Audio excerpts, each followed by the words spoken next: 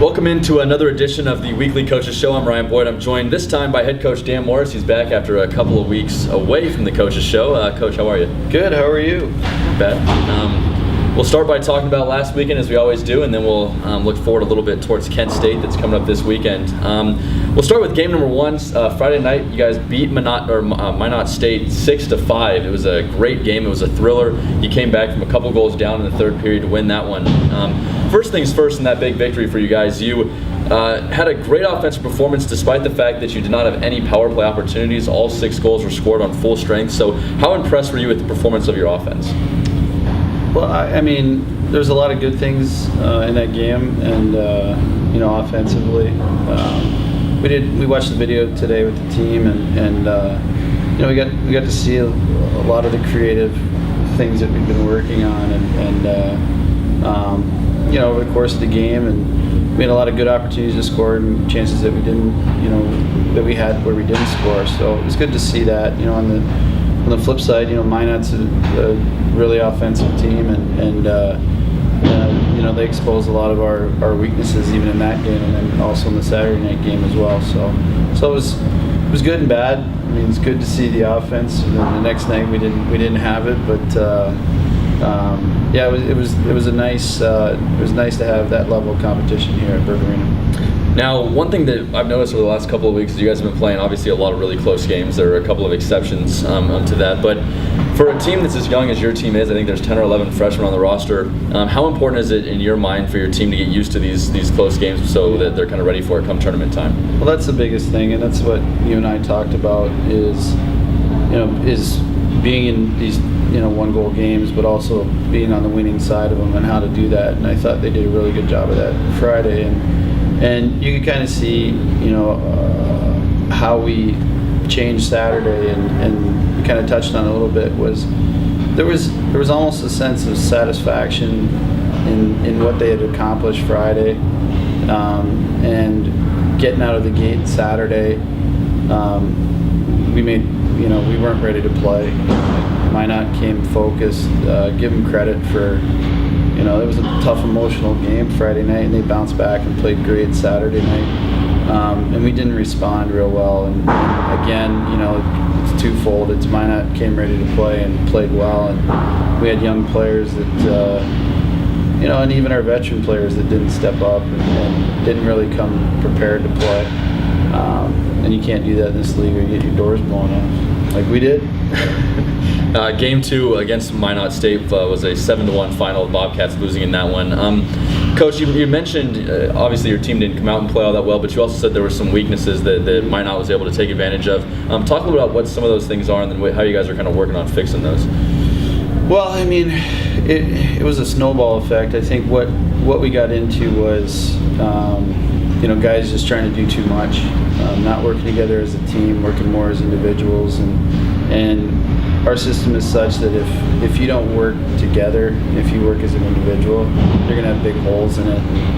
We had big holes Saturday night. Minot exposed a lot of them, and a lot of odd man chances, breakaway,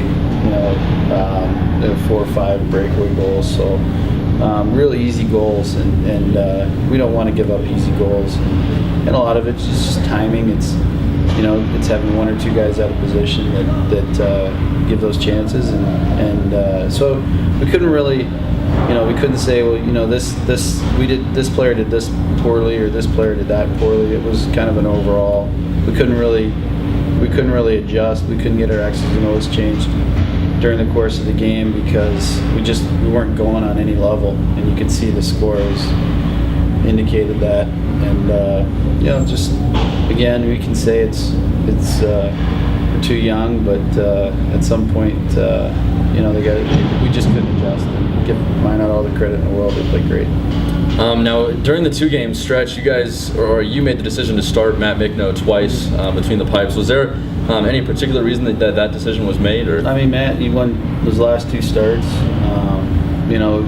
He hadn't played back-to-back games in a while. I thought he played well Saturday night. Just it's tough to ask him to make those saves, and we brought Teddy in at the end of the period just to kind of change momentum a little bit and get a response from the guys. And I thought we came out well, but their fourth goal kind of put a dagger through us.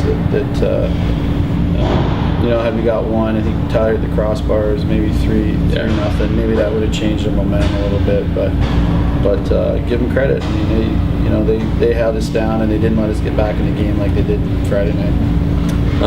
This was the 5th consecutive weekend in which you guys come up 1-1. You won the first or won the second, but not the other. And Kevin and I joked that maybe it was just something about Friday nights because you guys had problems on Fridays, but then you won this Friday. Is there anything in your mind, and maybe it's something you've already mentioned, that's causing this kind of back and forth on a 2-game stretch? Yeah, I mean, it's one of the things where with the young team, as the year progresses, what you want to do is just small victories, and we want to at least get one win out of the weekend. It's just to say, as we play, at least we can build on the fact that we've beaten every team we played, whether it's 1 game or 2 games. So I think a lot of that maybe crept in after Friday night's game. Was like, wait, well, we know we can beat them, but the other side is that kind of killer instinct that also says, hey, we don't want anybody to beat us. So it's I think the approach would be more so not so much winning, but the losing side of it, and say, what, we don't want to lose, rather than we want to make sure we win, and we want to make sure we don't lose. Now, looking forward to this upcoming weekend. Again, you have 2 games against Kent State. They are both on the road. Kent State, a team, in no way to disrespect them, but they're certainly not of the caliber of some of the other teams you guys have played. So it's one of those weekends where you guys are going to have to, make sure you don't fall asleep on them or anything like that. I think you've been missing out on some of our Kent State games in the past to kind of put that one out there. But I wouldn't. Every time we play Kent, I mean, they're our in-state rivalry. We get the best out of Kent. I mean, it doesn't matter what their record is. It doesn't matter, what's going on. They play us well.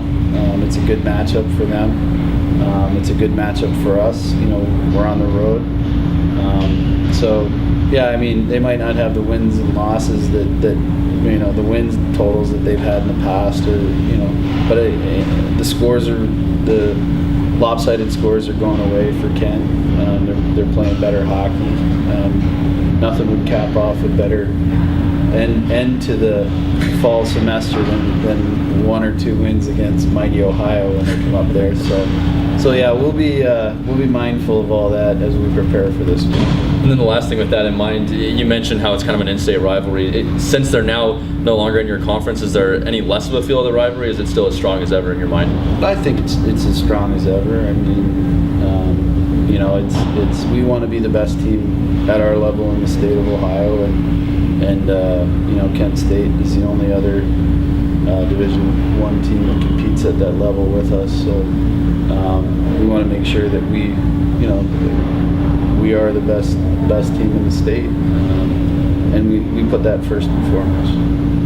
All right, again, the Bobcats will be in action this weekend. They have 2 games against Kent State. To get updates on those games, make sure you follow us on Twitter at Bobcats Hockey. We'll give you as best of a play-by-play as we can as those 2 games play out. Coach, as always, thank you for your time. Thanks, man. And we'll be back next week for one final Coaches Show before we have a little bit of a break, and then we'll get things kicked off again right after the new year. So we'll see you next time.